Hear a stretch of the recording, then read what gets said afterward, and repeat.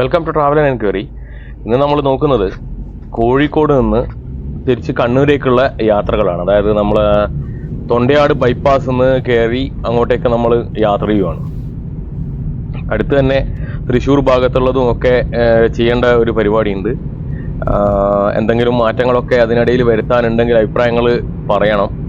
ഈ വീഡിയോ മുഴുവനായിട്ട് കാണണം. കാരണം എന്ന് വെച്ചാൽ അതിൽ നല്ല രീതിയിലുള്ള മാറ്റങ്ങളും അതിൻ്റെതായ രീതിയിലുള്ള തനത് സ്റ്റൈല് മാറി വന്നിട്ടുണ്ട് കണ്ണൂർ കോഴിക്കോട് റൂട്ടിൽ. അപ്പോൾ അതിൻ്റെ ഒരു കാഴ്ച ഒന്ന് വേറെ തന്നെയാണ്. അപ്പോൾ മുഴുവനായിട്ട് കാണാൻ ശ്രമിക്കുക. അപ്പോൾ വീഡിയോ നമുക്ക് സ്റ്റാർട്ട് ചെയ്യും. ഇപ്പോൾ നമ്മൾ തൊണ്ടയാട് ബൈപ്പാസിൻ്റെ ആ ഒരു അപ്രോച്ച് റോഡിലാണ് ഉള്ളത്. അപ്രോച്ച് റോഡ്, സർവീസ് റോഡ് എന്ത് വേണ്ടിക്കും പറയാം.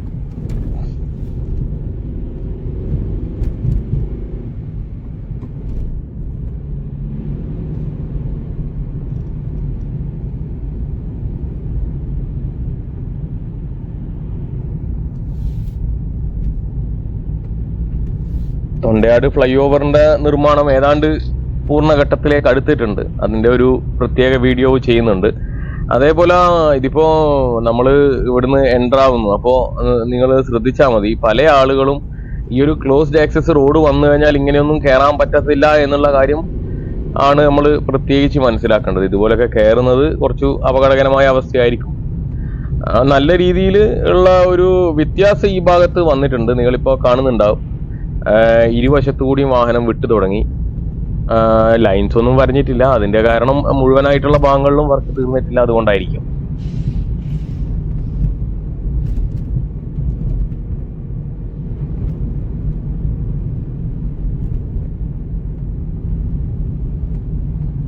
എല്ലാവർക്കും മഴയെല്ലാം കിട്ടിയിട്ടുണ്ടാവുമെന്ന് പ്രതീക്ഷിക്കുന്നത്. ഇപ്പോൾ നമുക്ക് അത്യാവശ്യം ചൂടൊക്കെ കുറഞ്ഞിട്ടുണ്ട് നമ്മുടെ നാട്ടിൽ. വലിയ രീതിയിലുള്ള ഒരു എക്സസീവ് ഹീറ്റ് ഇപ്പൊ ഇല്ല എന്ന് തന്നെ പറയാം. വളരെ ഒരു സുഖകരമായ ഒരു അവസ്ഥയിലേക്ക് കൂടിയാണ് ഇപ്പോൾ പോയിക്കൊണ്ടിരിക്കുന്നത്. റോഡിന്റെ വികസനം എന്ന് പറയുന്നത് കാണാൻ തന്നെയാണ് ഉള്ളത്. മറ്റ് പറയേണ്ട കാര്യമില്ലല്ലോ. ഇപ്പൊ നിങ്ങൾക്ക് മനസ്സിലാവുന്നുണ്ടാവും. ഇപ്പൊ ഈ ഭാഗത്തൊക്കെ തന്നെ ഇവിടെ ഒരു സിഗ്നൽ ഉണ്ടായിരുന്നു. ആ സിഗ്നൽ ഇപ്പോൾ പുനഃസ്ഥാപിക്കുമെന്നാണ് മനസ്സിലാക്കാൻ സാധിച്ചിട്ടുള്ളത്. കാരണം ഈ ഭാഗത്ത് അങ്ങോട്ടും ഇങ്ങോട്ടും പോകേണ്ട വാഹനങ്ങൾക്ക് യാത്ര ചെയ്യാൻ വേണ്ടിയിട്ട് സിഗ്നൽ പുനഃസ്ഥാപിക്കും എന്നുള്ള രീതിയിലാണ് പറഞ്ഞു കേട്ടിട്ടുള്ളത്.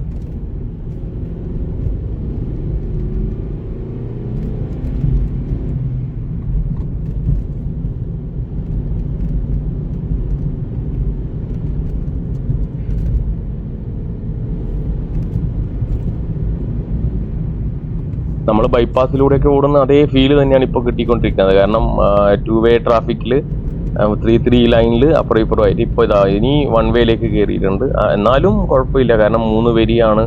3 വരിയിലൂടെ 2 വാഹനങ്ങൾ അങ്ങോട്ടും ഇങ്ങോട്ടും പോകുമ്പോൾ വലിയ ബുദ്ധിമുട്ടുണ്ടാവില്ല. എന്നാലും ചില ഘട്ടങ്ങളിൽ ഈ വലിയ ഒരു ലിമിറ്റഡ് സ്റ്റോപ്പ് ബസ്സുകളൊക്കെ തീരെ സൈഡ് തരാത്ത സിറ്റുവേഷൻസ് നമ്മൾ അത്യാവശ്യം ശ്രദ്ധയിൽപ്പെട്ടിട്ടുണ്ട്. കാരണം വെച്ചാൽ കുറച്ച് ഇന്ന് തന്നെ ഈ വീഡിയോയിൽ ഇതിൻ്റെ കുറച്ചങ്ങോട്ട് എത്തുമ്പോൾ നമുക്ക് കാണാനുള്ള ചില രംഗങ്ങളുണ്ട്. ബസ്സുകളൊക്കെ തീരെ ഒരു മര്യാദയില്ലാതെ, അതായത് എതിർദിശയിൽ നിന്ന് വരുന്ന വാഹനങ്ങൾക്ക് യാതൊരു വിധത്തിലുള്ള പരിഗണനയും കൊടുക്കാത്ത രീതിയിൽ യാത്ര ചെയ്യുന്നത് നമ്മൾ കാണുന്നുണ്ടല്ലോ എപ്പോഴും ഈ ലിമിറ്റഡ് സ്റ്റോപ്പ് ബസ്സുകൾ.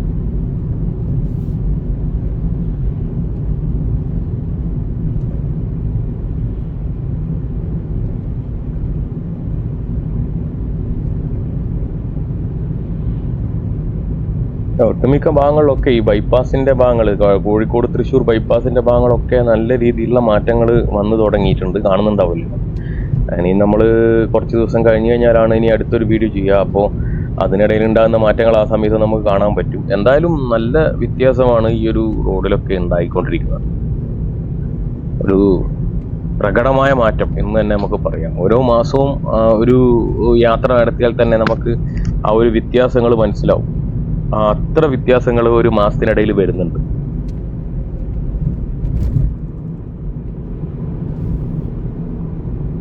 ഇവിടെ ഒരു ചെറിയ സിഗ്നൽ അത് സ്ഥിരമായിട്ട് തന്നെ ഉണ്ടാവുമെന്നാണ് മനസ്സിലാക്കാൻ സാധിച്ചിട്ടുള്ളത്. ആ ഒരു സിഗ്നലും ഇവിടെ തുടർ ആയിട്ടുണ്ടാവും. ആർക്കെങ്കിലും ഈ ഗോൾഡ് ട്രേഡിംഗ് അഥവാ ഫോറക്സ് ട്രേഡിംഗ് ചെയ്യാൻ താല്പര്യമുള്ള ആളുകൾ ഉണ്ടെങ്കിൽ ഈ കൊടുത്തിരിക്കുന്ന നമ്പറിൽ വാട്സപ്പിൽ ചെയ്താൽ മതി. തിരിച്ച് വിളിക്കുകയോ അല്ലെങ്കിൽ വാട്സപ്പിലൂടെ സംസാരിക്കുകയോ ചെയ്യും. അതിനുശേഷം അതിനുള്ള എന്താ പറയുക, ട്രെയിനിങ് കാര്യങ്ങളൊക്കെ ഫ്രീ ആയിട്ട് കൊടുക്കുന്നുണ്ട്. അപ്പോൾ താല്പര്യമുള്ള ആളുണ്ടെങ്കിൽ ആ നമ്പറിൽ കോൺടാക്ട് ചെയ്യുക. നമ്പർ ഡിസ്ക്രിപ്ഷനിലും കൊടുക്കുന്നുണ്ട്. ഓക്കെ, അപ്പം നമ്മൾ ഈ ഒരു സിഗ്നലിൽ നിന്ന് വണ്ടി വിട്ടു. ഈ ഭാഗത്തൊക്കെ അത്യാവശ്യം ഒരു ചെറിയ ഫ്ലൈ ഓവറിൻ്റെ വർക്ക് നടക്കുന്ന തോതിലാണ് ഇപ്പോൾ വർക്ക് പോകുന്നത്. പക്ഷേ ഇവിടെ ഒരു ഇറക്കമുണ്ട്. ആ ഇറക്കത്തിൻ്റെ വിഷയത്തിലാണ് എന്താണ് ചെയ്യേണ്ടത് എന്നുള്ള രീതിയിൽ വെച്ചിട്ടുള്ളതെന്നാണ് എനിക്ക് കിട്ടിയ വിവരം. അത് ഇത്രത്തോളം പ്രാവർത്തികമാണെന്ന് നോക്കിയിട്ടായിരിക്കും ഇതിൻ്റെ വർക്ക് ബാക്കി ചെയ്യുക എന്നാണ് എനിക്ക് മനസ്സിലാക്കാൻ സാധിച്ചത്.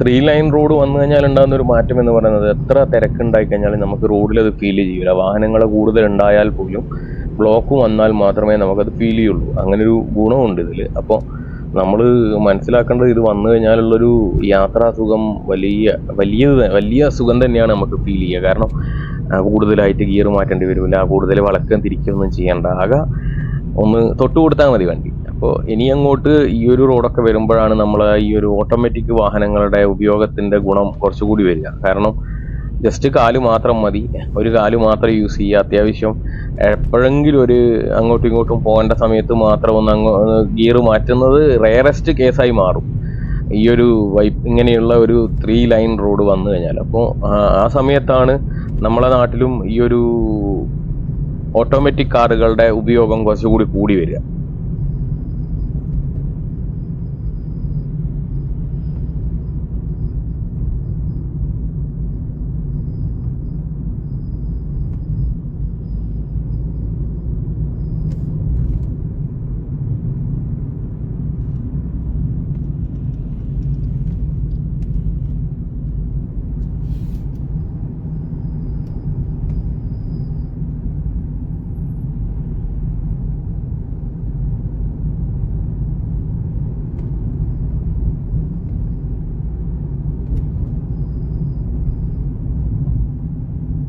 ഇതിന്റെ ഓഡിയോ ചാനൽ എന്ന് പറയുന്നത്, ഈ വീഡിയോന്റെ ഓഡിയോ ചാനൽ എന്ന് പറയുന്നത്, ഇതിൻ്റെ അകത്തുള്ള മറ്റ് സൗണ്ടുകളൊക്കെ ഒഴിവാക്കി എഞ്ചിൻ സൗണ്ട് മാത്രം കൊടുക്കുന്നതാണ്. അതുകൊണ്ടാണ് ഇൻഡിക്കേറ്റർ ഇടുന്നതിൻ്റെ ടിക് ടിക് സൗണ്ട് ഒന്നും വരാത്തത്. അല്ലാതെ നമ്മളിപ്പോൾ ഇൻഡിക്കേറ്റർ ഇടാതെ യാത്ര ചെയ്യുന്നതിൻ്റെ കാരണങ്ങൾ കൊണ്ടൊന്നുമല്ല. ഇതിനു മുന്നേ ഉള്ളൊരു വീഡിയോയിൽ നമ്മളൊരു എനിക്ക് ആളെ അറിയില്ല, എന്തായാലും അദ്ദേഹം എന്നോട് അഭിപ്രായമായിട്ട് പറഞ്ഞിരുന്നു. അപ്പോൾ അദ്ദേഹം പറഞ്ഞതിൻ്റെ ഭാഗമായിട്ട് ഞാൻ പറയുകയാണ്, ഓഡിയോ നമ്മൾ അത്യാവശ്യം ഈ ഒരു സൗണ്ട്ലെസ് ആക്കി മാറ്റിയിട്ട് ചെയ്യും. അപ്പോൾ ഈ എഞ്ചിൻ സൗണ്ട് മാത്രമേ കിട്ടത്തുള്ളൂ. ബാക്കിയുള്ള സൗണ്ടുകളും കൂടി കിട്ടണം എന്നുള്ള രീതിയിൽ നമ്മൾ ചെയ്യാൻ ശ്രമിച്ചു കഴിഞ്ഞാൽ പിന്നെ മുഴുവൻ ആ ഒരു തീരെ നമുക്ക് ക്ലിയർ ഇല്ലാത്ത വിധത്തിലുള്ള സൗണ്ടാണ് ലഭിക്കുക. അതുകൊണ്ടാണ് അങ്ങനെ ചെയ്യുന്നത്. ഈ ഒരു ഭാഗത്ത് അത്യാവശ്യം വർക്ക് സ്റ്റാർട്ട് ചെയ്ത് വെച്ചിട്ടുള്ള ഒരു എക്സിറ്റ് എൻട്രി വരുന്നുണ്ട്. അപ്പോൾ അതിൻ്റെ ഭാഗമായിട്ട് അതെന്ത് രീതിയിലായിരിക്കും വരിക എന്നുള്ളത് അടുത്ത മാസം നമുക്ക് മനസ്സിലാക്കാൻ സാധിക്കും. ഒരു മാസം കൊണ്ട് തന്നെ നല്ല വ്യത്യാസം ഈ ഭാഗത്ത് വരും. ഇപ്പം തന്നെ നിങ്ങൾ കാണുന്നുണ്ടാവും, വളരെ വീതി കൂടിയ നല്ല അടിപൊളി റോഡ്. ഇപ്പോൾ ഇനി വരാൻ പോകുന്നതാണ് ഇവിടെ ഒരു ഓവർപാസ് വരുന്നത്. ഈ ഒരു ഓവർപാസ് ആണ് ഇവിടെ ഈ കോഴിക്കോട് യാത്രയിൽ ഏറ്റവും ഭംഗിയുള്ള ഒരു ഭാഗം. നമ്മളിപ്പോൾ കാണുന്നുണ്ടാവും, നമ്മളെ ഹൈവേ താഴെ കൂടിയും മുകളിലേക്ക് കൂടി അങ്ങോട്ടും ഇങ്ങോട്ടും വാഹനങ്ങൾ പോകാനുള്ളൊരു സൗകര്യവും ചെയ്യുന്നതാണ് ഓവർപാസ് ആയിട്ട് വരുന്നത്. വളരെ നല്ല ഭംഗിയിലുള്ള ഒരു ഏരിയ ആണിത്.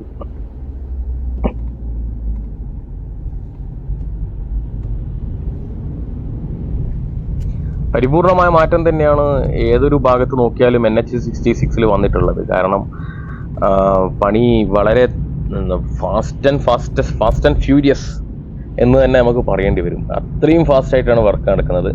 ഇത് നിർബന്ധമായി 2025 അവസാനത്തോടു കൂടിയും 26 ആദ്യ ഭാഗത്തോടു കൂടിയായിട്ട് മുഴുവനായും തുറന്നു കൊടുത്ത് യാത്ര സുഗമമാക്കുമെന്ന് ഉറപ്പ് അത്യാവശ്യം കേരളത്തിന് ലഭിച്ചിട്ടുണ്ട്.